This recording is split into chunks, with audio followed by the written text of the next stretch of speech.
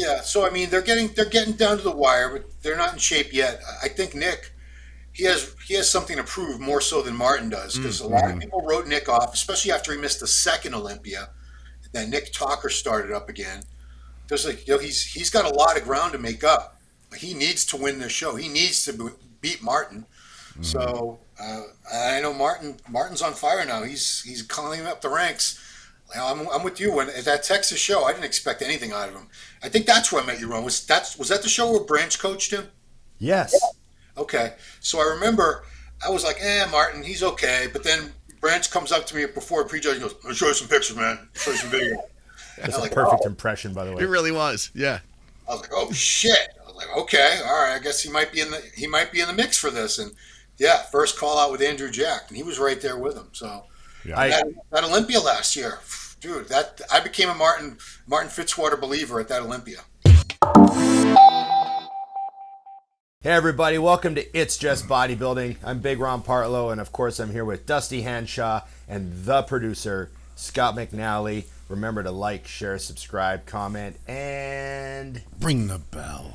yes, you got to ring that bell. Remember, IamMutant.com.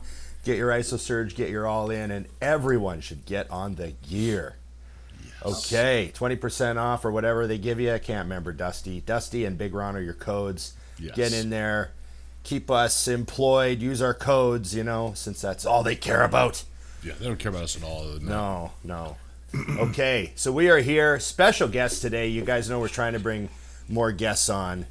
And today we have someone who's been in the industry, I think, as long as me, and has done it all. He has seen it all, done it all, wrote about it all. Probably did a massive article that you read back in the day. It was a message board legend and an industry insider. And I would call you one of our real, true bodybuilding historians, Ron Harris. How's Thanks, it Rick. going? Doing well, yeah. Appreciate you guys inviting me on. Was that an okay intro? That was a great intro. That was good. I'm more excited now. Ron's like, who's he talking about? No. Who is it? It is good to have you though, Ron. You have done it all. I've known. It's funny. It only took about 25 years to actually meet you, because you were one of those guys that was all over the boards, and I was all over the boards, and you knew all everybody, and I would see you at the shows, like walking by real quickly, because you're always really busy, and you were always involved in writing or covering or doing something, interviewing somebody.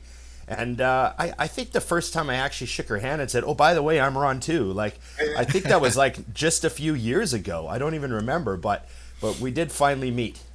I think it was I want to say Indie Pro. Something like that. Yeah, it was one of the shows. Yeah, I Yeah. mean, I knew I'd followed you for years. I think you won your class of Canadians like 20 or 30 or 40 times, right? The Yes. number kept getting inflated. Yeah. But you know how that happens over time. Your body weights get bigger as you tell the stories, and As everything they should. Yeah, as they should. But yeah, man, you've been in the industry forever. What was the first thing you did to kind of get involved in bodybuilding? Like, how did that all start? So we're going back to January of 1991. I started interning for a company called American Sports Network in Rosemead, California. I was out there for one final semester of college, and I was a communications major, and we were supposed to find an internship that was related to our major, which I was mass communications film. And there was a that production company produced a monthly show called American Muscle Magazine that appeared on ESPN. They also did 1 hour event specials for the Mr. Olympia, Ms. Olympia, Arnold Classic, USA, Nationals, tons and tons of shows. So I started working there in January of 91, started writing scripts for the TV show. 21 years old, they started putting me out in the field, going out to World Gym Venice, Gold's Gym Venice, shooting workouts with different pros and stuff. And it was crazy because I was this 21-year-old wannabe bodybuilding fanatic, and immediately I was out there in Los Angeles for the first time. And 91 was still when LA was the Mecca. Everybody, if you didn't live out there, you you probably visited at least a couple weeks out of the year. So within that first year working on the show, I met every pro, every photographer, every promoter, supplement company owner. It was pretty amazing. So that's how I got into the business. I didn't start writing until a year later for magazines. So it was the TV production. Man, what were some of the highlights of that that first year where you were out there? Man, so I'd say the thing that stands out to me is probably my first Olympia, because it was the '91 Olympia in Orlando. It was Lee Haney's last Olympia. Just weird, random things that stand out. Some big security guy for the IPB was walking around outside.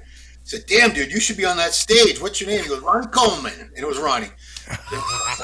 No way. He had a polo shirt that said like staff or something and massive arms. And I think he got his pro card a month later in Poland at the World Amateurs. And he was working security at the O. Was that like a volunteer position? Yeah, I'm sure it was. Yeah, so he was like helping out. But I mean, I just say that first year because I moved out to Los Angeles. I ended up being there for 10 years. I was only supposed to be there for 5 months. And, I was on Venice Beach every chance I could get. I was at Gold's Venice every chance I could get, because it was walking to Gold's back then people watching now, when I say magazines, they don't know what I mean. It's this thing with pages that you turn. It's made out of paper. Right. It's a paper internet. You would see Mike Quinn, Jim Quinn, God, who was there at the time? Flex Wheeler, Chris Cormier. Anytime you walked in, especially during the morning or the afternoon, there'd be like anywhere between 30 and 50 pros training, top national people. There's restaurants just for bodybuilders there. And, dude, I was in heaven. I thought it was the greatest thing. And that would have been back when, the original illegal immigrants in the United States were Canadian bodybuilders who didn't get their visa restamped and just stayed for like 15 months straight. There's been a whole bunch of stories of Canadians that went down and they just didn't come back when they were supposed to. So they were just there for like an extra year, hoping they didn't get in any trouble. But yeah, those were the days. That's wild. Oh, man. So when you're working at Venice, what's the next step then? When do you kind of take your next step up in the industry? So I was with that show from 91 to 98, and I started writing pretty quickly for the magazines, because I remember in early 92, I think it was January, I was directing segments.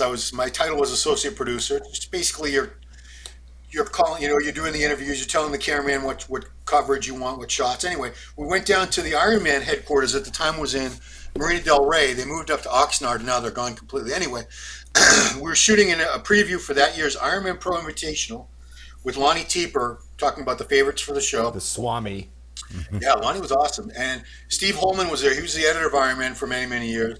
And I was an aspiring writer. I said, "Steve, I really like your magazine. How does one go about getting printed?" He's like, "Send me something." And, in those days that meant fax you something. So I came up with a little article, faxed it to him, and he said, "We'll take it." And I think I was published every month in Ironman from then until about the next 15 years. Wow. Did they ever pay you? Yeah. Ironman, really, I never had a problem getting paid, except for that time when MD was in dire financial straits, which, I was in arrears up to, it was like 80 grand, 85 grand he owed me at one point, but it all got paid down. I took that job, and I was an independent contractor, because I probably wrote for 30, 40 different magazines over the years, websites, magazines.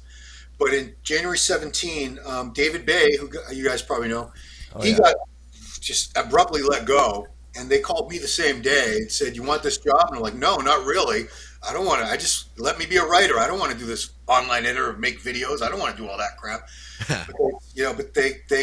I saw it as a way to get the money that they owed me.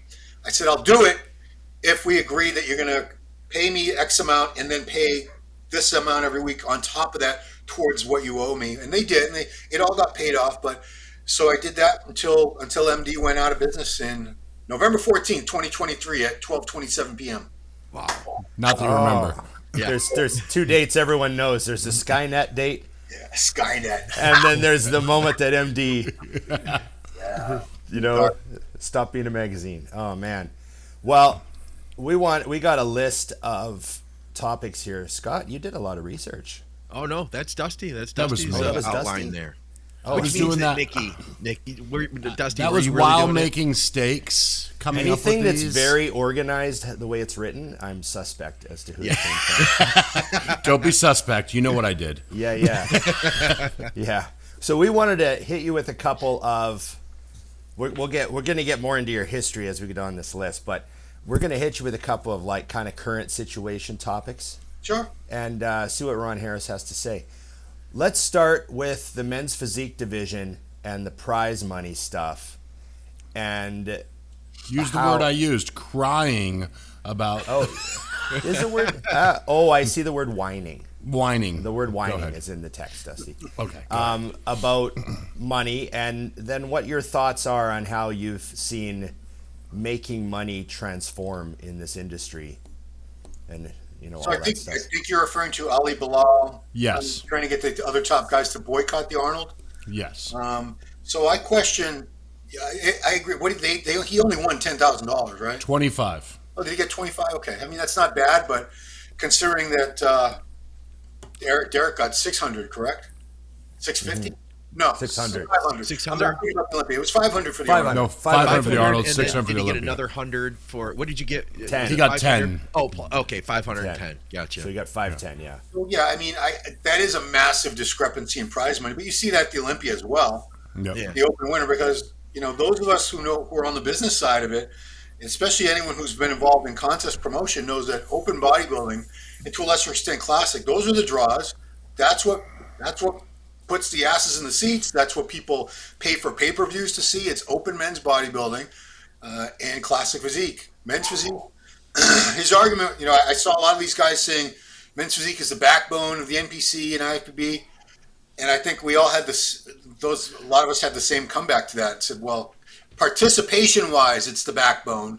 If you go to any show, local show, regional show, national level show, the numbers are huge in men's physique and bikini because they're the most attainable. It doesn't take you 10, 15 years to build a physique that can stand up there in the board shorts.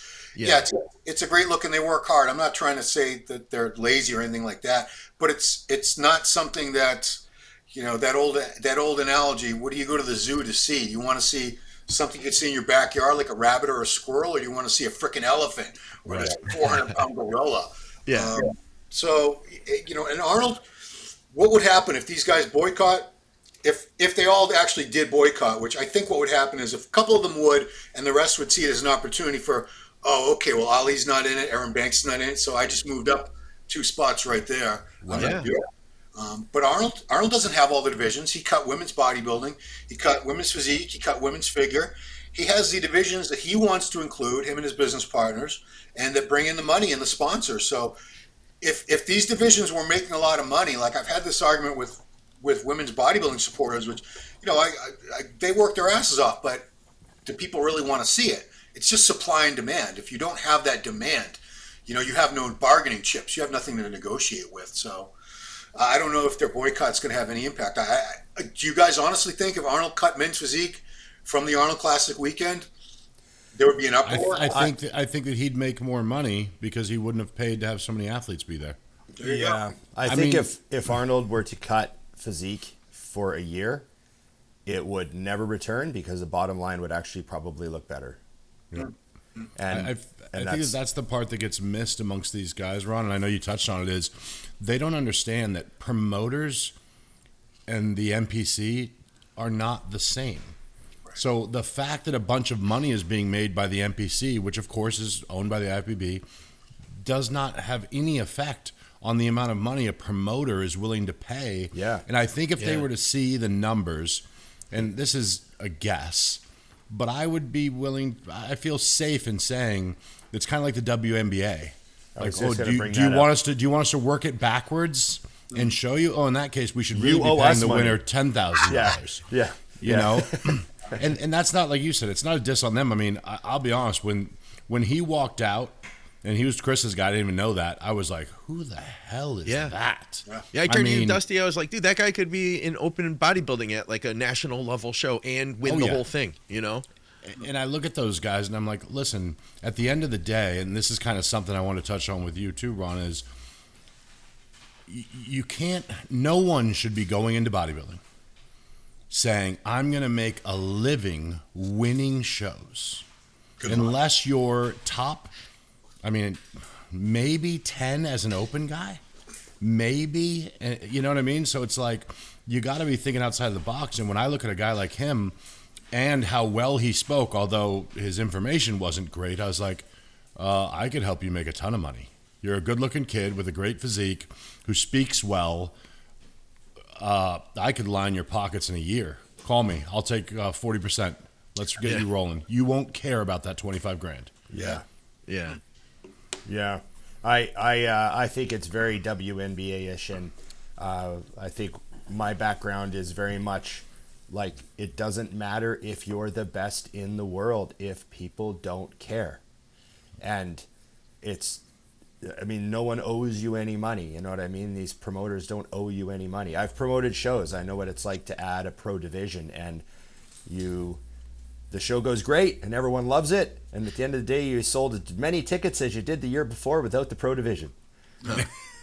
And you're like, well, it was a great show. Everyone loved it, but we didn't make any more money because of that pro division. And that's just another example of what the Arnold is probably going to see if something happens with these guys.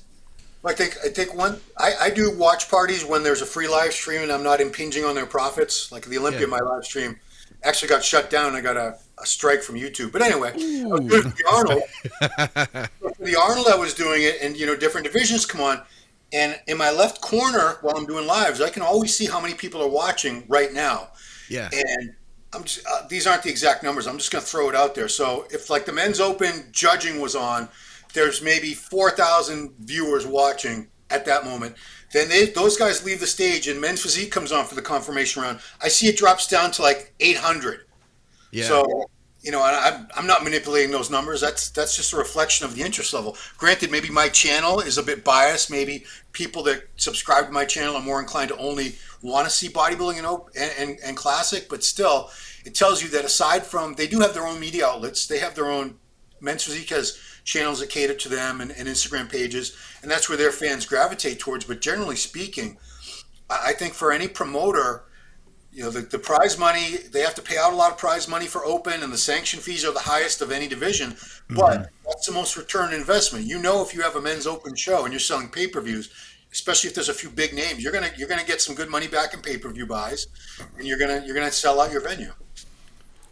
Yeah, I think if you're gonna, the last piece I was gonna add is, like you said, Ron, about the women's bodybuilding. I had this discussion actually, I think, with David Bay a few years ago when they cut figure and everyone was up in arms, and he said, "Well, it's interesting because the people who are up in arms are also the people that aren't flying to Columbus to support the division that they're so mad that isn't there." It's just one of those things where you have to ask yourself, what am I doing to impact that? Because knowing that there is the amount of of men's physique guys out there, then if they were flying to the Arnold or paying for all these things, that money would be there. So if you look at it from that standpoint, it's like, you guys have the largest pool within the industry to do that. But what gets lost is, and I lost this when I first started making shirts. I made all these shirts, and I'm like, okay, so I'm making 3Xs and 2Xs and Xs, and my medium sold out in like a day, because the fans of bodybuilding aren't freaks. And that's the part that I think they get missed on. It's like, the majority of people who think Ronnie Coleman is amazing, the amount of it that's us is a lot smaller than you'd realize. And I know we've all been there. I'm stunned at the people when I was competing that would know who I was, like even in town. Some old guy that, there was one point I was going to a Starbucks. This guy was like limping in. And so I held the door and waited for him. And he goes, "Oh man, I can't wait to tell my son that Dusty Hanshaw waited and held the door for me." And I'm like, wow. Why do you know me? I'm thinking maybe it's from his son, but nonetheless, I was like, okay, it's eye-opening to who follows. So if you guys do want to see that go up, then support the division. It'll happen, because it should. Mathematically, from within the industry, it should happen. But at the end of the day, it's like Jose Raymond said, you go to the circus to see the freaks. bearded lady. Yep, that's my favorite. I mean, the amount of lines that Jose's had in private are amazing, but that was my favorite public one. Yeah. Okay.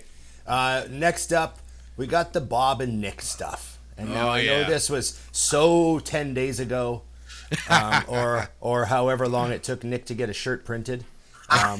Which kudos to Nick on the fast shirt print. I admire the seizing the moment. But what's your take on that whole situation, and what's your take on Nick? You're asking me? Or, okay. Yes. Oh, yeah, it's all about you. Nobody cares about It's us. all about you today, Ron. I did a video called Bob Chick versus Nick. Who's the dick? And I tried to figure out who's the asshole in this situation. Right. So it'd be either neither, both, Dusty. or the other. Dusty. So, no matter what. I mean, I thought Bob's comments were harsh. I think they could have been delivered a lot more diplomatically. You know, I mean, it's one thing to speak your mind, but there's a way to go about it where it doesn't seem like you're, I don't know, really diminishing the person. When you're saying he can never win the Olympia, you know, Weinberger said something similar, but he did it in a better way. He said it's going to be very, very difficult for Nick to win the Olympia because we do have Samson and Hadi and Derek and Andrew Jack is getting better, and it's not going to be easy. But to say he can never win, right? I would never say that. I mean, even there's guys that I know they're never going to win the Olympia. They get there every now and then, but they're never going to win. But I would never say that because it's just, you know, this is what these guys live and breathe for. They put years and years of their lives, you know, sacrifice, effort, money into this dream, and for you to just sit there and crush it like that. It's called respect. You know what I mean? That's what you're talking about, is respect for somebody, you know? So, yeah, Nick, Bob's an East Coast guy and Italian, so they can always just say, you know, I'm just kidding. I'm just busting your balls. So that's always the out when you say something that you really shouldn't have said. You can couch it that way, but maybe that's exactly how he meant it. But, you know, I'm more careful with my words because I know that they can. Words. Remember the South Park episode with the little dwarf guy? Words are like bullets. Remember that one? Yeah, you gotta be careful what you say. That's all. You know, it's funny though. As someone who looks at marketing of situations, I think if they were both to take a step back, they'd realize this was great. Oh yeah. Because had Nick just said, I mean, like if you said that to me and I was actually good, first off, my poor decision would have been, okay, that's your decision. You know, that's your opinion, and I'd move forward. And there would have been nothing to talk about, no money to be made, no hoopla. Whereas I think guys forget that sometimes the best thing that can happen is that. Because Nick's selling T-shirts, maybe people who have kind of lost their luster for him over the last couple of years just because of, you know, he hasn't been on the stage doing what he does, are back defending him because he became a guy that people were loving to hate and hammer on. So I really think that, you know, and maybe they do see this. Maybe Nick sees this. I don't know. But to me, it's like, oh, good. This is fantastic because they're talking about me. And let's be honest, without that conversation leading into the next shows, you're not yet. Like, unless Nick comes to the next couple shows and just wipes the stage, he won't be a conversation piece going into the Olympia at this point. Right. You know, I would love to see him do that because I'm a fan of him and a bigger fan of his family. His mom's awesome, so there's that. But you know, but that's one of those scenarios where I think we have to keep that in mind as well, because that I think that Bob is smart, and I think that keeps him very in the mix. He likes to throw these comments out. I mean, that's what he does, because if not, you know, hate to say it, but like, who are you? What are you doing now? Most people that know Bob know him, you know, these younger generation, they know him for who he is now, not who he was before. And it did get people looking back at his old pictures and doing comparisons. And I'm like, as a person who likes to find a way to cash in on things, I'm thinking, this is amazing. Yeah. Let me ask you guys another thing, because you're all, I think I'm older than all of you. I'm 55. Nobody here is that old, right? No. I feel that way. I wouldn't but have go thought ahead. 55. No, I thought you were my age. Yeah, but you're all old enough to remember what it was like turning for guys in the 80s and 90s to turn pro. Oh yeah. A few pro cards. Do you guys agree with what Bob said, that Nick Walker, if he were competing back in Bob's era when he was trying to turn pro, that he never would have turned pro? Oh, I don't agree with that. Nick is a off the deep end kind of freak level. I mean, you can honestly say you put Nick Walker in like the 91 Nationals next to Matarazzo or whatever, and he doesn't look like a complete freak. He would still. He might not be as pretty as some of those guys, right? Right. But I don't know, how much muscle does he have compared to guys in that like the body weight difference on stage and stuff. It would be very interesting. Yeah. I wouldn't say he couldn't get a pro card though. He's got like 24-inch arms. Jesus. Like, come on now. How jaded are we that we look at current pictures of Nick's front double and say, oh, he couldn't have got a pro card in the 90s. That just I seems think a little... that's the throwback answer, right? I did a seminar at one point, Ron, with Evan Centopani, and he is possibly my favorite person in the entire industry just because of the way he handles himself. And it was, I don't know, 70 people, and a guy said, so why is it that the pros these days don't look as good as they did in the 90s? And he goes, well, they do. And that's just bullshit. And that was his full answer. And then he just stopped talking. And I was like, yeah, because we have, that the industry has done that thing where we really highlight. And I'm like, I'm sorry, but you toss the top 5 guys in the mix back then. I'm not saying that none of them are in that mix now. I think the whole apple cart gets thrown upside down because the looks are so different. It's easy because back then I feel like the top guys kind of looked like each other. Whereas now, I mean, if you were to drop a Nick in there, maybe he gets 8th because he doesn't look like them, or maybe he gets 1st because they're like, what the hell is that? The older guys, that I have to apologize on behalf of all the guys, like the cranky old assholes like me. They'll throw out these ridiculous statements like, guys don't get in shape now. Back in the 90s, everybody was in shape. If you go back and look, no, they weren't. Yeah, I mean, not like now. Look at you can't even win a pro show now without very clearly striated glutes. And, Flex Wheeler never had that. Fritz Cormier never had that. They won plenty of shows. Vince Taylor never had that, won plenty of shows. So I think, everybody tends to look back from their youth as that was the best era. Boxing fans will say whoever their favorite boxer was when they were a kid, he was the greatest boxer. He would kill all these guys.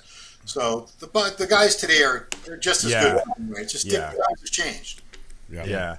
What's your take on to finish up with Bob here, Bob and the Arnold splitting ways and how that went down? Yeah, I mean, I didn't even know what the whole fuss was about until Bob explained. I had Bob on a few days ago to fire back, and he was talking about the production being organized and this and that. There was too much dead time, and I don't know. I've heard 2 different stories. Arnold during that seminar threw him under the bus by saying he was talking too much and slowing the show down. So there's 2 sides to the story. I'm not taking anybody's side, but it's unfortunate. But it's great for David Bay. I mean, I like David. I've known David for years. Thought he did a fantastic job. Oh, he did. He doesn't crack as many jokes. He doesn't have the shiny suits or anything, but he did a good job. That's totally fine. David Bay killed it. He did a great job. Yeah, Bob just told me that he thought the show last year was really difficult to work because he had to manage what he called were like screw ups. Oh yeah. And he just said like, hey, you guys can handle this yourself. That's what he told me. So yeah, David did a great job. Now, what about Nick and Martin? Oh yeah. Showing down again. When was the last showdown we saw those 2 guys? That's New York Pro. New York Pro, and Nick beat him there. Yeah, I was there, and I think it could have gone. I would not have been upset if Martin had beat him last year at that show. It was close. They both kind of had their own strengths, and I was surprised at that show.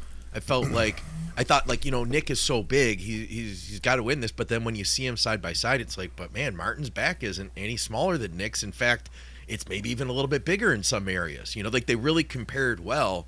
But have you guys seen? I'm going to throw something additional in here. Yeah. Have you guys seen use the pictures? Software. Yeah. We'll use the software here. We got some technology. I've got Tech time. That picture of Martin that he just posted. So Close the other tabs. Yeah, right. From then to now, here we go. Screen share, and here's the window we're looking for. Boom. So this is 12 weeks out from Detroit last year, and now 12 weeks out from Pittsburgh this year. And look at this back shot here. Boom. Wow. The body fat, to me, the body fat looks almost identical. Yeah. So to me, that is a legit 20-pound increase. Yep. I've been arguing back and forth with people because I did a video about it yesterday, and they're saying, hey, there's no way he didn't put 20 pounds on. And then, of course, then you see some comments that just say trend, like, oh, okay, he just started using trend. And, Yeah, he wasn't doing that before. no, you never heard of trend before. Anyway, yeah. I feel like there's something to be said for the fact that he has the tied-on headband. I think because Jay did that back in the day, and I think that is probably the secret. That could be it. Yeah, he might even be in a little. He might be harder now. He might be a little leaner. I don't know. I mean, the glutes are very similar to being the same, but he's definitely bigger. And that Martin is a crazy physique, man. Like, I've been backstage at the Dallas Pro. It was like a couple years ago when he took second to Andrew. And Martin was walking around pumping up, and I remember looking at him and going, oh, wow, like, he's packed and stacked with, like, hardcore muscle. But I just thought, he's going to look so small in this lineup. Because they're all mulling around, and I was like, oh, there's Steve Kukoc standing right there, and, like, all these guys. I was like, he's just going to look so small. And then I went and sat right in the front row. And they came out, and I was like, oh, it's Martin and Andrew, top two. Like, I was like, whoa. And it was, I was really blown away at how he looked when he poses and opens up and is real. He's I don't want to say he's a surprising guy. Like, I didn't think he was going to do as well as he has, but he's definitely been one of the guys that's like, other guys shouldn't have such a problem with him, but they do. Like, you know what I mean? The conditioning and everything, like what happened at the Olympia last year. Yeah. And would be interesting to see him and Nick side by side again.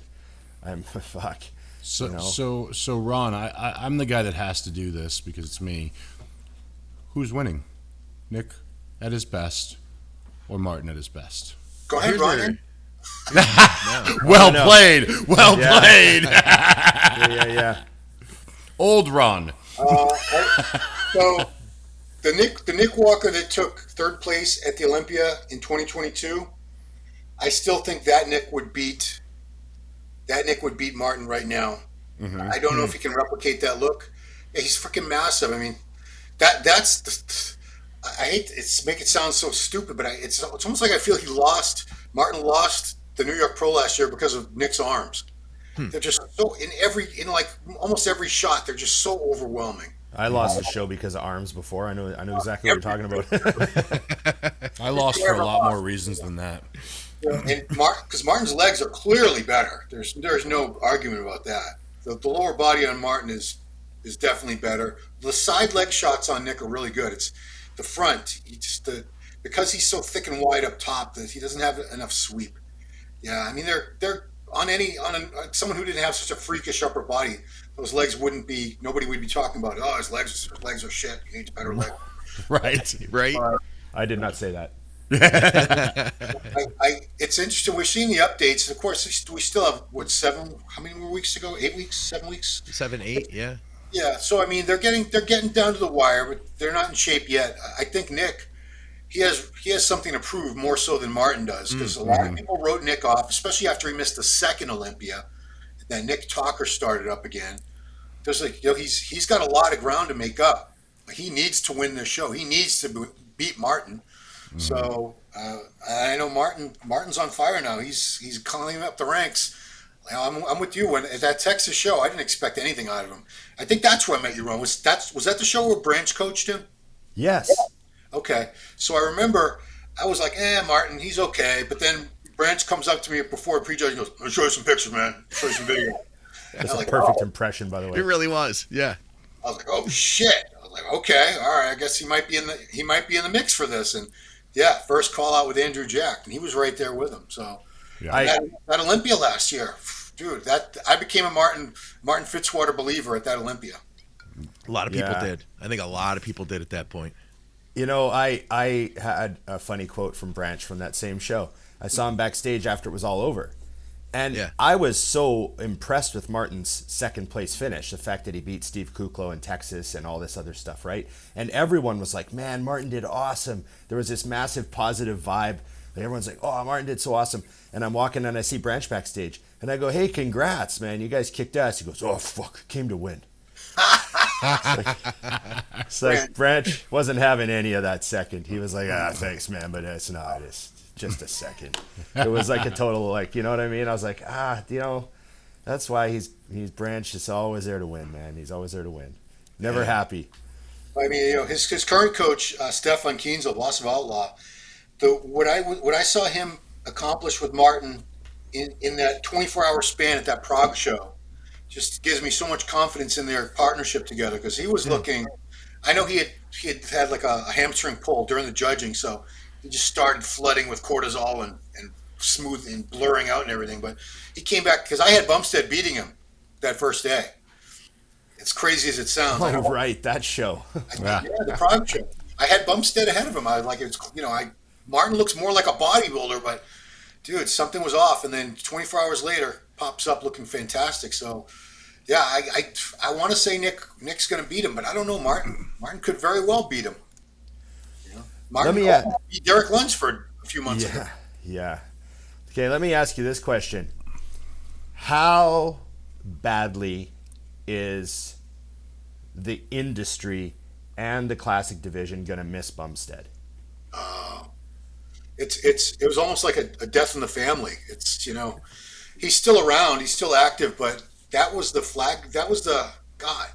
He's like our Beyonce, basically. I mean, the guy. It's, you know, if you talk to any male in a gym under the age of 30, they only know two people usually. They know Bumstead and Sam Sulek. That's the only two people in the industry that names, because people that don't follow the sport know. He was just so massively popular. Yeah. You know, I don't know the division. I assume, you know, it's probably going to be Sommerfeld will be the next champ, most likely. You know, it could be Terrence Ruff. It could be a couple other guys, but none of them have that.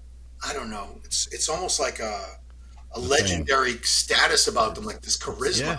It's a Arnold, gener- like an Arnold. Yeah, like It's a generational thing that we don't see come around every 20 years. We see somebody that everyone just wants to cheer for, and every time they open their mouth, they make it more so. Yeah.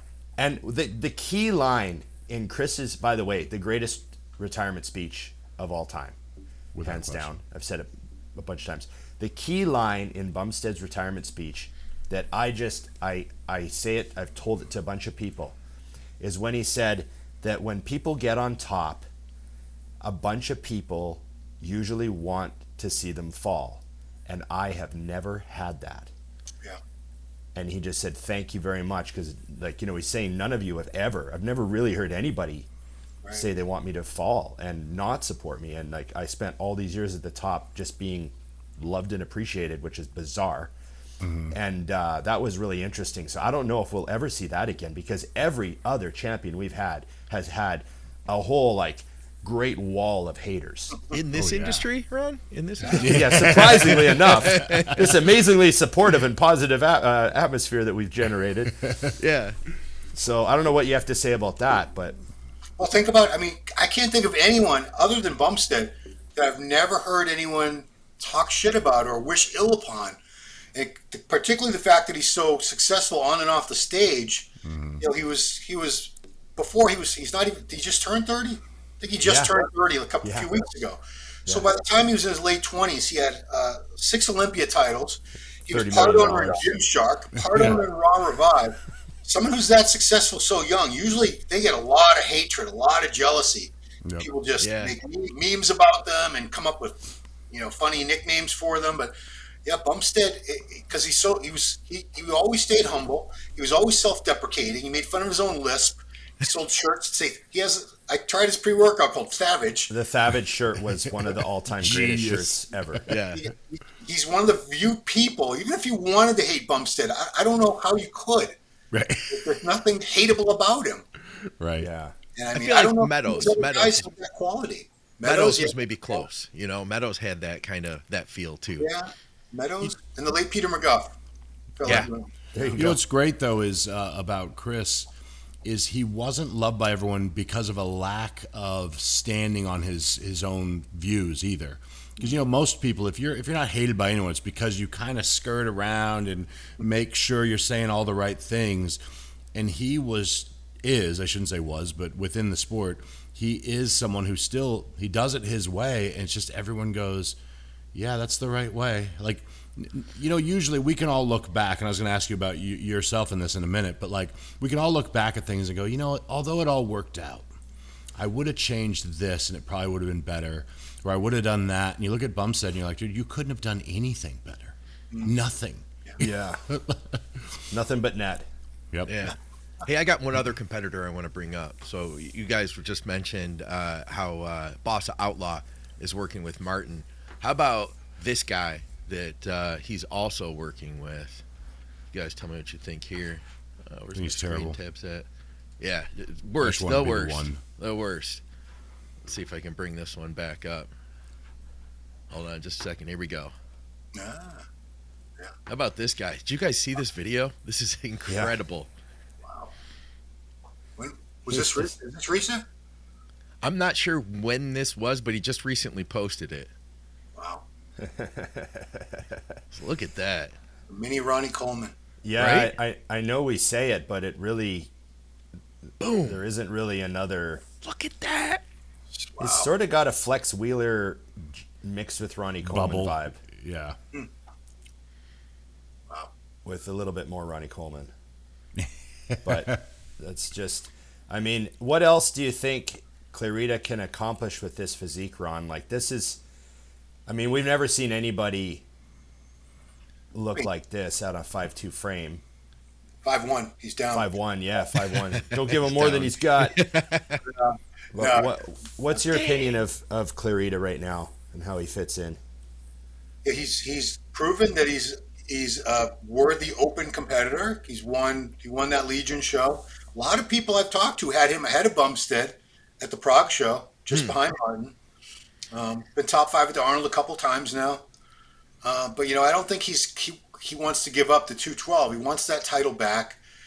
I don't see him ever winning the Open Olympia or the Arnold Classic, but he could jump into a lot of other shows and win. Mm-hmm. And he's, now, especially with this 212 division, we're seeing more and more of these guys cross over into Open. He's one of the few that is doing it very successfully. Very few of these guys in 212 could do what he's been able to do. I feel like, too, he's just completely actualized at this point. Like, seeing what he looked like last year and the year before and the year before that and seeing him now, this is just like, how could he have gotten better and, fixed some stuff? And he did, Yeah, and Boss of Outlaw, I say that's one of the best.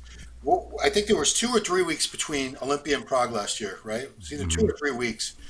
And Clarita looked so over dieted and flat at that Olympia.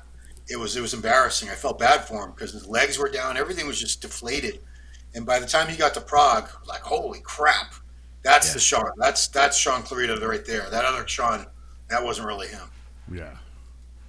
Yeah, he was 171 at the O last year or something like that. It was just crazy. Yeah, what did you say? He hit 12 pounds for the 13, Arnold. yeah. 13 pounds for the Arnold, and in better shape, Yeah, crazy. or at least it appeared better because he was blown out. I mean, to think 180, he's like 185 at his best, somewhere around there. Yeah. To think that this guy can stand next to, 300-pound, 275-pound guys, and he's outmassed in the sense, they're much taller and much bulk. They take up more space on Earth, but if you blew him up to 6 foot, he'd be 300 pounds easily. Oh yeah. Jesus. I think if he was 6 foot tall, we would be talking about how many Olympias he was winning. Correct. Yeah, that'd be nuts. Hey, I got 2 more guys I want to mention, and while we're kind of doing this, how about first of all, you guys? Here's an update picture from Bonac right now. And Bonac is a guy who had been doing really good for a long time. Kind of slipped a little bit. I'm so happy to see what he's brought back. And then also too, I wanted to just mention, I don't have a video or picture of him, But what's his name? Brandon Curry. It was great to see the work that both of those guys did at the Arnold, and now I believe Bonac's just a couple weeks out here from the Detroit Pro. Yep. Yeah, it's 2 weeks from Friday, isn't it? Yep. Or less. Yeah. How old is Bonac now? 42. Man, he's killing it. Yeah. Like I actually didn't expect him to go this long. You know, a couple years ago he had a few placings that dropped, and I sort of thought, wow, you know. And then he like kind of revived and had some placings move back up, and I mean he's a hell of a bodybuilder. I'm surprised he's still cranking, you know. Literally.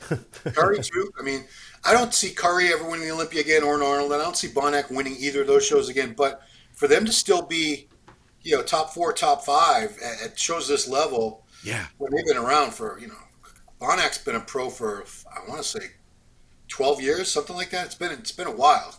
Yeah. And it doesn't seem the physique. I think he had an injury at one point a couple years ago, and things are starting to slip. But he seems like he's pretty much back to where he was. Right. Here's a question for you. Is Phil Heath our last open dynasty? Huh. And how do you view Phil now in hindsight, as opposed to how you viewed Phil while he was a champion? We've had this discussion a few times on the show. I want to hear what you have to say. Yeah. So first of all, I don't think we're going to ever see that dynasty of 6, 7, 8 wins ever again. We have had 7 different Mr. Olympia winners in the last 8 years. It's changed hands that many times. As far as Phil, there was one thing he said while he was still competing toward the very end.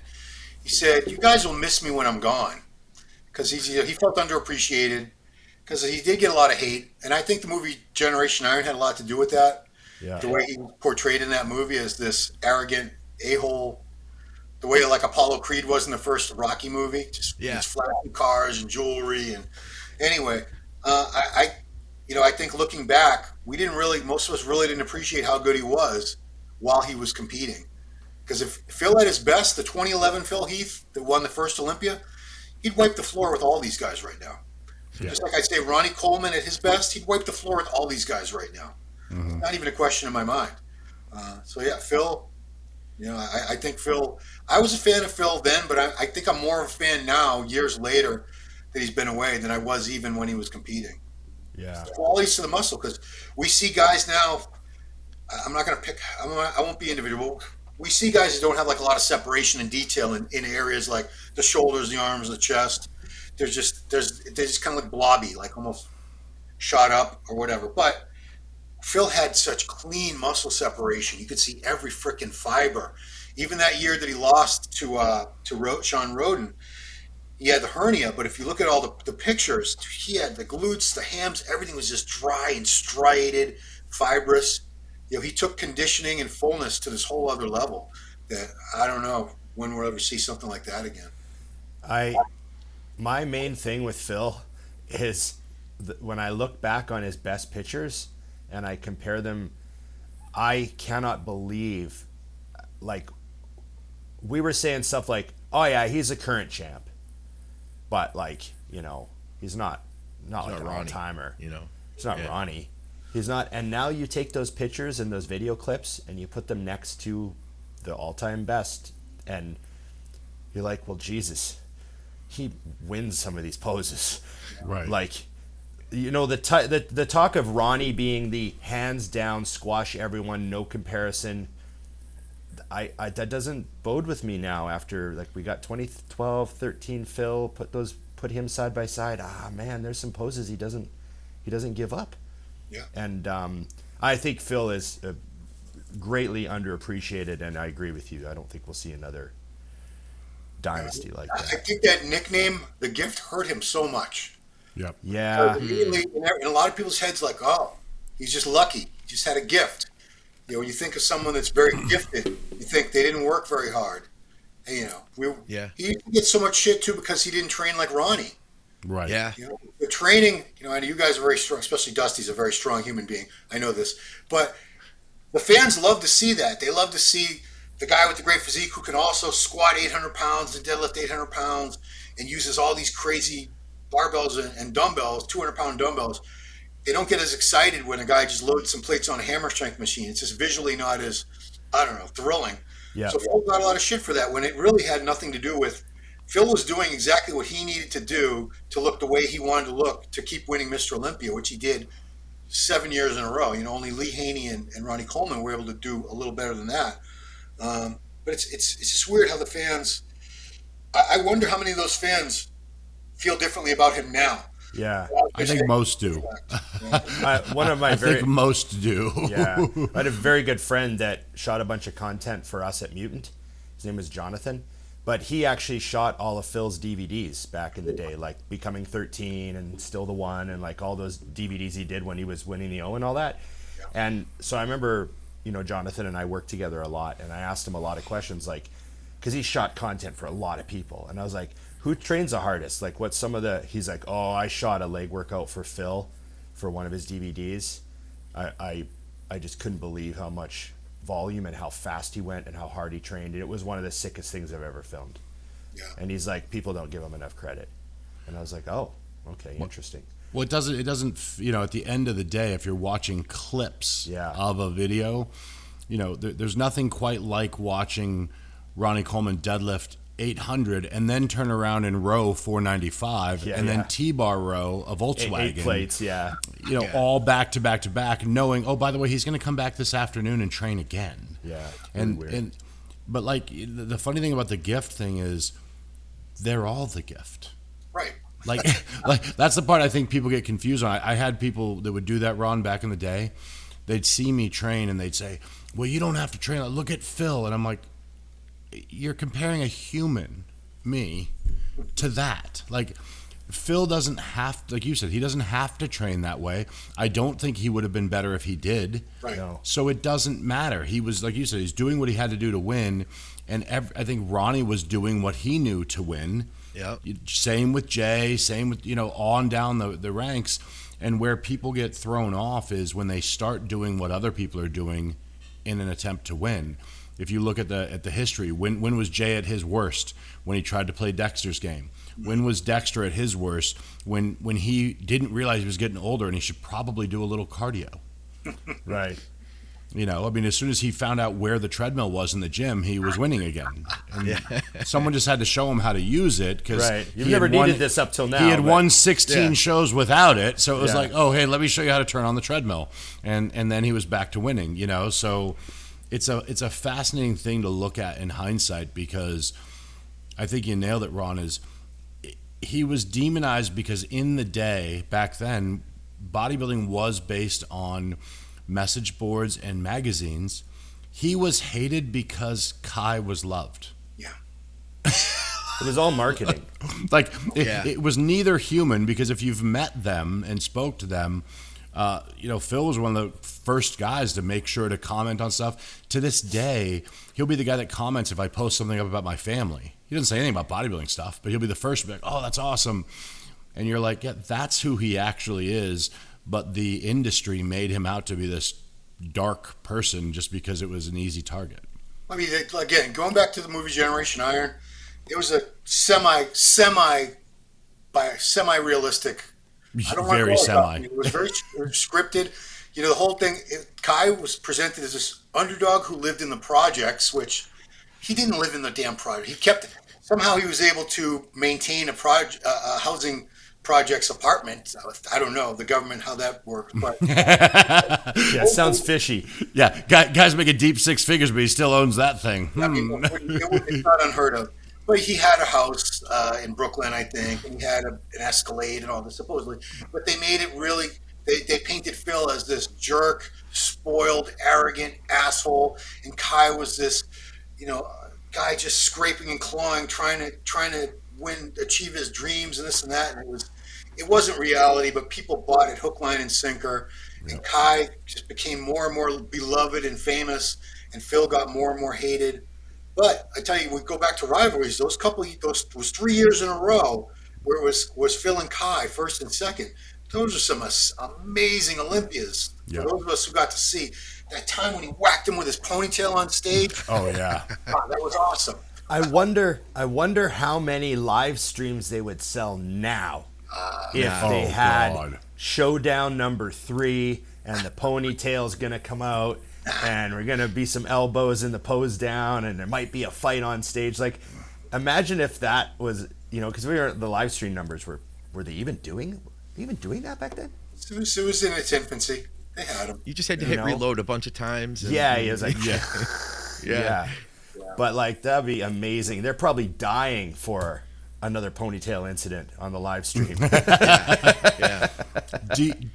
Ron, do you think now, as a fan of bodybuilding, do you think something has been lost as far as the excitement for shows? Do you think it's higher than it's been? Where do you see that in comparison for yourself, not for everyone else, but just for you and how you view walking into these shows now? The reason I'm not as excited about the shows as I used to be, one thing, there's a lot more shows now, which is great. More opportunities for promoters to make money, more opportunities for fans to be able to see these things in person. But when you have, just like there's so many more pros now, it's not as exciting to me as it was when, I can remember when Muscle Mag back in the day, they had a page called Pro Rankings. On one page, they were able to put the rankings of every male and female bodybuilder on Earth. Yeah, that's all there was. And it was, it was like, I don't think it was even a full page. It was probably like an ad in the bottom or something. Yeah. I mean, I still get excited about certain shows, especially if it's, like everyone's, how can you not be excited about Pittsburgh with Nick and Martin and Good Vito, Bonac? That's going to be a great show. But I'm not as excited for every little show as I used to be. Mm-hmm. Probably because, to be perfectly transparent, because when I was with MD, they used to fly me all over the place, and I'd go cover the shows. And now, if I want to do that, I have to pay for it, which I don't really want to do very often. So that's probably taking away some of my personal luster for the shows. Right, I agree. Hey, I've got one I want to ask real quick. So, everybody, all of our listeners, they love when they hear a good Nasser story. Back in the days, did you ever have any interactions with Nasser? Because I know if you did, there's something that's going to be funny about it, because he was such a character. I wish I did. I met him. I've only met him a couple times. He came to my gym in Pasadena. They were filming a Weeder video there. I don't have any good Nash stories. I have a. Did he have the gloves? We the gardening gloves? The gardening gloves and the boots and all of that. That was his training getup. I just remember being in awe of how big he was. He was a huge guy. He was humongous. He really was. I have a good Ronnie story though. Oh yeah, let's hear it. The first time I got to, it was for American Muscle Magazine. Ronnie was sponsored by Metrex at the time, so they were one of our sponsors for the show. We took him down to shoot. We did workout stuff at World Gym Venice. We liked World because they never had music on. We never had to ask them to turn the music off. Yeah. And it wasn't crowded. It was Gold's a zoo. So we did the workout stuff, and then he brought his police officer's uniform to walk down. We had him walk down the boardwalk in Venice Beach just to get like reactions from people seeing this guy in a police officer's uniform. And then we took him over to, when we went close to the basketball courts where they filmed the movie White Man Can't Jump. Okay. Basketball courts on Venice Beach. Anyway, he walks over, and these kids, young kids, they're like, "Hey, you want to play?" So I don't know what it was like. I don't know what. So he's wearing a cop uniform. Correct. Yeah. On Venice Beach at the basketball Obviously, courts. He doesn't have his sidearm because no. But he had the uniform. He just didn't have the clear that up. Yeah, he didn't have the gun or the walkie-talkie or the radio, whatever that. But the kids, they passed him the ball, and he took like 3 shots, and he didn't get one in. And okay. These kids were just laughing their asses off because, they saw this big. It was just a hilarious sight. At the time, he was a little bit off season. He was probably around 300 pounds. Yeah. 24-inch arms, taking these shots and missing. And Ronnie walked away, and he's like, "Man," he said, "football was my game. I was never a basketball player anyway." That's incredible. Football's my game. I can hear him. You guys realize how many stories Ron has that are just like that? Like, we could probably sit here and just tell me a story about this guy, We could do that literally for hours. Just randomly fire them up. Yeah. Let me tell you one really good story. It popped into my head because it's hilarious. I think it had to be the 92 USA that Flex won. I was backstage. We did the TV production for that. And after the judging was over, we had a couple monitors, and they were just rolling back the footage, making sure everything was fine. And we're looking at some of the prejudging, and we're looking at the heavyweight class. Remember, there was no super heavies back then. Right. So Flex Wheeler was there. It was the whole lineup, and I heard, and we were all like, I was like one of the only these ESPN guys. They don't know bodybuilding. I'm like, that guy right there, that guy in the yellow trunks. He's got the whole thing. It's easy. It's in the bag. Someone behind me goes, "What about Chris Duffy?" I'm like, "Oh, Chris Duffy." So he sucks. I said, "He's got no taper. He's blocky. He's got no chance in hell." And I heard someone walking away, and I turned around. And it was Chris Duffy. Yeah. I knew where that was going. Yeah. Should have turned around before I said anything, but no. Yeah. Ouch. That was a Bob moment for you, Ron. I can't tell you how many times I put my foot in my mouth and just said the dumbest things sometimes. I just have to laugh about it now. What am I going to do, cry? I Right? thought that was me. Yeah.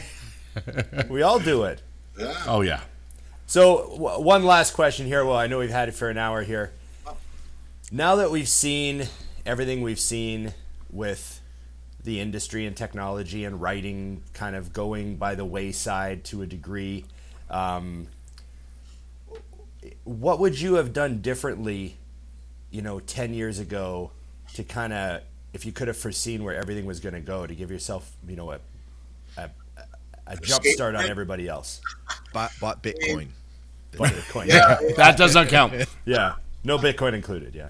I to be honest, I don't know if I could have done much differently, because the whole time I was with that MD full-time position, I was with them as a writer from 2001 on, but then I didn't become an actual employee until early 2017. I could say I probably should have gotten my own YouTube channel. I had my own YouTube channel since 2006. So my channel's pretty old. It's almost 20 years old. So I could say, well, I should have done more to get my channel going. But, my wife was always saying this MD things, because everyone knew they were having money problems, and, magazines were starting to go out of business. And my wife was like, this isn't going to last forever. What are you going to do? I'm like, whatever. I'm fine. I'm making good money. They're flying me all over the place. This is great. And then one day the rug got pulled out. I don't know. I honestly, I ask myself that question all the time. What should I have done differently to prepare? Or should I have had a better backup plan? Because, I'm okay. I'm still in my house and my car is still paid for and everything. But yeah, it was a big blow to me to lose that MD, to lose MD. It's people talk shit about Steve Bleckman. They maybe some of them have their reasons that they didn't like the guy or whatever. But let me tell you, as abruptly as he let me go, and that was kind of upsetting. He paid me very well for a long time to do what I love to do. So I'll always appreciate that. The people that talk shit, Palumbo, Romano, that he's talked so much shit about him. I said, well, you guys never put a fucking penny in my pocket. He did. Right.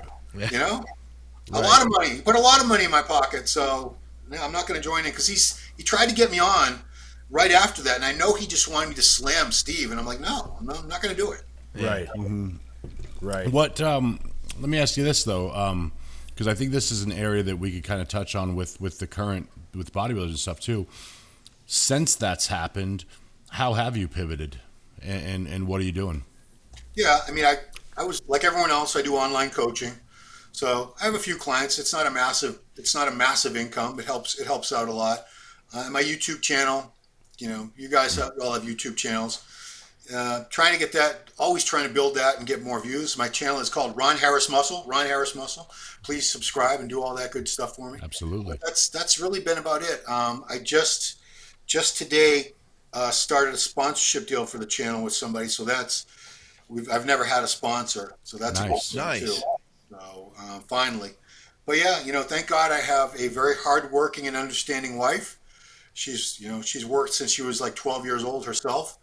So my son works; he lives with us, so everything's good. But yeah, the YouTube channel, I enjoy doing it. People say go out and get just a job like at Target or whatever. So, oh God, no. If I had to, I would. But this is what I love. I love talking about bodybuilding, writing about bodybuilding. This has been my passion since, I started following bodybuilding in the 80s. Right. And I still love it. I still go to, my joints are destroyed. I'm still at the gym every day.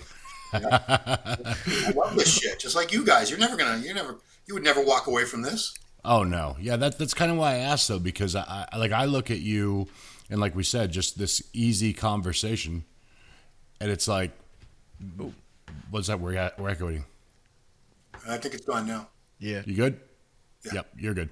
But yeah, it's like, I feel like it is you. It's Ron. It's Ron Partlow. I just cut his volume for now.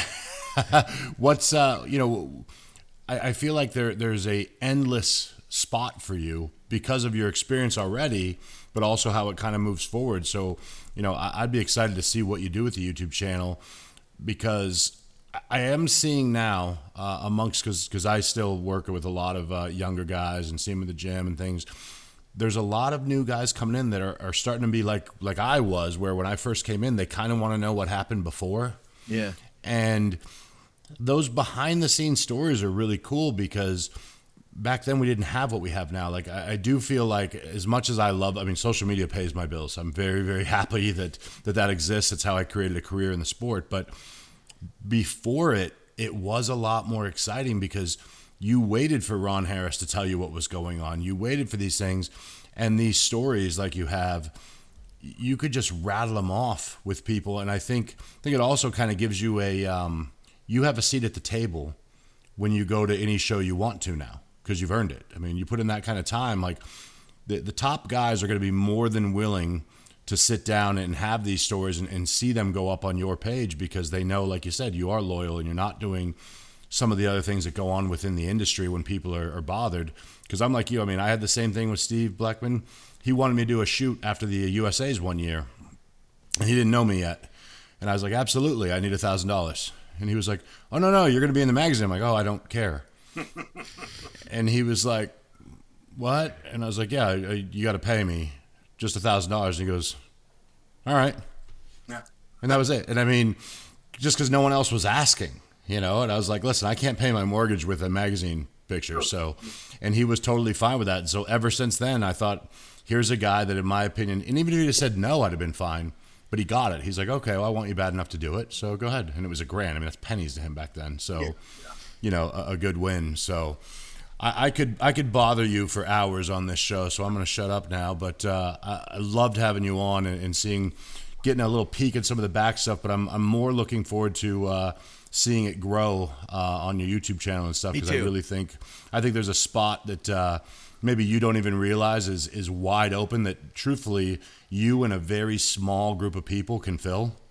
We have our stories, but they're this big in comparison, because they're all kind of within groups where the entire IFBB were the people you spent time with. So it's awesome. Yeah. Thank you for all that. Sometimes, honestly, I doubt myself at times in that aspect, because I know a lot of the fans are younger, and a lot of the names and the people that I might bring up, if they've even heard of them, they really have no connection. They all know Ronnie, they all know Jay, but they're this new generation. They're all about Chris Bumstead, Sam Solik, and the young guys that are their age. But yeah, appreciate that very much, and I'm not giving up. It's like I said, I can't see myself doing anything else. It's like you guys. If someone said you can't work in the fitness and bodybuilding media, you got to do something else. What am I supposed to do? This is all I know, and it's all I love. So I think you got to remember that just like you, our generation is the same. They're not giving up bodybuilding either. Yeah. And there's a reason that Mutant keeps old, never was people like Ron and I around, because at the end of the day, and I've experienced this with some young kids I'm trying to help that are much bigger names than I am as far as with their reach. They aren't influencers. It doesn't turn into dollars. And I think at the end of the day, the generation that does know who you are and does know who they are, they're still the ones spending money. Oh, right on. Think about who's got the money. It's all these friggin'. The boomers are before me. I'm Generation X. So I hate when the young people call me a boomer. I'm like, dude, no. Come on, man. Boomers and Generation X, they are loaded. The boomers especially. Yep. Dude, these are the people that bought a house for $20,000 and it's worth $800,000 now. Yeah. Right. They're the ones like Forrest Gump that bought the Apple. 5 cents a share.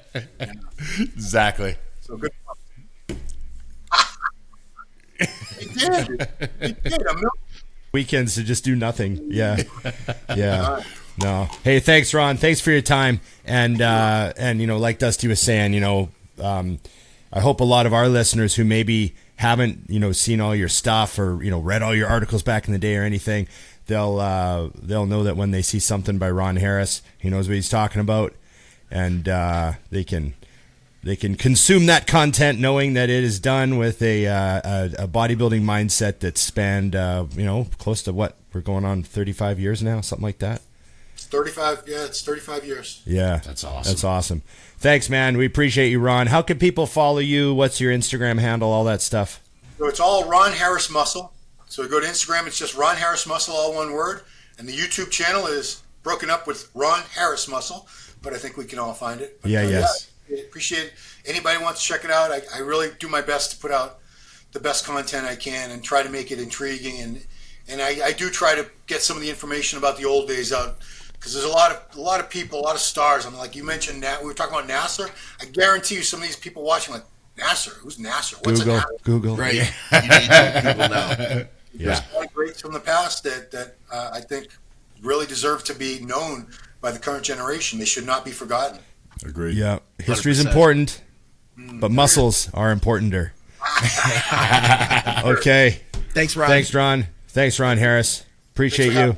Cheers. See you, Ron. See ya. I want to toss that one more thing up. I sent it to you, Scott. Yeah. I wanted to throw that on the screen because I thought it was important. Yes, sir. This? Yes. Dave Bourlet. Yes. Yes. What's going on with him? I haven't heard about this yet. So Dave, apparently 3 years ago, actually had kidney failure. Okay. And he has just been, handling his business like men do, doing his own thing, getting it done. And he's finally to the point where apparently he's been on the donor list. He's ready to get a donor kidney. But obviously the financial side of that is pretty brutal, and he's been paying bills all along the way. And he's a guy who, within the industry, if you've been around for a minute, in some way, you either know who he is or you know his work. A lot of what you see of Dave is the guy behind the camera. Yep. Just a solid guy. And the moment that I saw that he had a spot fund thing, we had to jump on that, and just somebody I think that people should support, because a lot of what makes this industry right is definitely Dave Bourlet. I actually got to compete with him my first overall. He competed in, and he was an awesome heavyweight and just a solid guy. So if anybody has anything to throw, if you can pass up a Starbucks trip and toss him the $4 or $5, it's hugely beneficial. And I know these go up all the time, and he's a guy who, like I said, he didn't toss this up 3 years ago when this battle began. Yeah. It's now that he's sold his cars. He's really getting to make sure, and he just wants to get a normal life back. So if you've got some extra and you want to, and if you don't, just if you could share it, it would be enormously beneficial. And he's, like I said, he's a guy that deserves it. So even $5 or $10, that that's makes the a thing. difference. Yeah. People We need all to know do that. Yeah, it's volume. You'd be much better off to get $1 from everyone than 10 grand from a couple people. So I got a story, don't be shy actually. with that. He was the first guy. He was the first guy to interview and film me after I turned pro. Yeah, and I love Scott's story that he's about to hit. This one's one of my faves. So this is a Dave. This tells you who Dave is. Go ahead, Scott. So I met Dave Bourlet in 2006, I think it was, and it was my first trip out to Venice Beach. I told this story when Jay was on once before, Yes. but I met him and he's really cool. Went in the Max Muscle store, massive dude, and I remember telling him that I was like, "Oh my God, you're huge," and I hadn't really met bodybuilders. I hadn't been to the Arnold yet, even, and and I didn't know who he was, and he said, "I'm the little guy out of my friends," and I was like, "Oh wow, this dude's huge," And I look around, and at the time, I'm on a budget, and I wanted to buy a shirt and stuff, so I really kind of looked around carefully at what I was going to buy. I ended up buying this Orange Max Muscle shirt and wore it until I couldn't wear it, just burnt it into the ground, training in it every day, But I didn't buy it that trip. We were like, okay, I'm going to get that one when we're going to come back. And I go to walk out the door, and I asked him about Jay, right? And I was like, oh, is Jay in town? And he's like, oh, no, he's out at the Night of Champions right now. I was like, okay. So anyway, we were getting ready to leave, and I said, thank you very much. And he says, oh, hey, come here a minute. And he gave me this picture of Jay, and it's kind of cheesy the way he said it, but he was like, hey, pulls this from under the counter. He goes, Jay wanted you to have this. And I was like, oh, no kidding. Gave me an autographed picture of Jay Cutler. So I took that home and I got it framed up, and this sits in my office now. But that was my interaction with him. And it was a really cool piece of kindness that he didn't have to do. You know what I mean? Right. But it really made me feel good. And, man, I remember it now, like literally 19 years later. So I want to say that he really touched me at that moment. And I definitely want to do something to help him. That's awesome. I remember I turned pro, and then the very next week I was actually going to, or was it 2 weeks later? It was like 10 days later I was going to LA. And he called me and he was like, hey, I think I put on my Instagram or something. And he was like, hey, why don't you come and I'll film you? I was like, oh, shit. So I got to film at Gold's Venice, as a pro. Yeah. Like, training just, I said, well, I'm going to do some legs. And he's like, I'll follow you around. So he was in there, followed me around. I did legs, went and did a bunch of sets on a bunch of extra, just had some fun at Gold's. And we did this big interview outside. And I remember I kept expecting the interview to end. I was like, this is really long. But Dave just kept going, and he just had so much energy. Like, I was dead tired, and he just kept asking questions and interviewing. And he's like, that was awesome. I'll put the whole thing up. Yeah. And I was like, oh, damn. So he was just one of those guys. He was so excited to get, like, content from Canada's newest pro. Like, he was so excited. And he's Canadian too, right? And I was just like, I don't know if anyone wants to watch my workout. I was just like, it was just funny. He was such a good guy. So that's cool. I want to definitely get it out there and let people know, And he said he's had insurance the whole time, but they only cover like 20% of stuff. Of course, and right? Yeah, it's brutal. Just brutal. So, yeah. Okay, is that it for a show, guys? It was awesome. Okay, remember, like, share, subscribe, comment, and ring the bell. That's right. Remember, IamMutant.com. Go to IamMutant, get your IsoSurge, get your all in, and everyone's got to get on the gear. Should be geared to the gills. And then we need like a fishy to swim across the screen. Geared to the gills. I'll work on that. What's a new t-shirt? Geared to the gills. Hashtag geared to the gills. I love it. I can't stop thinking of this stuff. Okay. I'm going to spend the rest of my day playing my new amp. Nice. There you go. And I don't know what you guys got planned, but I'm sure it's nothing but fun. It's all we ever do. Okay. Okay, thanks, guys. Remember, did we do the bell yet? No? Yeah, we did the bell. Okay. We didn't do any. He was thinking about the amp, Dusty. He was thinking about the amp. He's already. This is over already. This is how we're ending this. Stop. It's just over. What do we have left? Help me, Dusty. I got lost. Yes, and don't forget the Think Big Bodybuilding Patreon. Thank you. Yes. We got to keep this producer homed. We got to. So yeah, he doesn't have a new amp. Yeah, no, I don't. He Not can't. yet. Okay. Thanks, everybody, and remember, it's just bodybuilding. Cool. We got it, guys. We got it. A quick story, Dusty. You'll like this. I got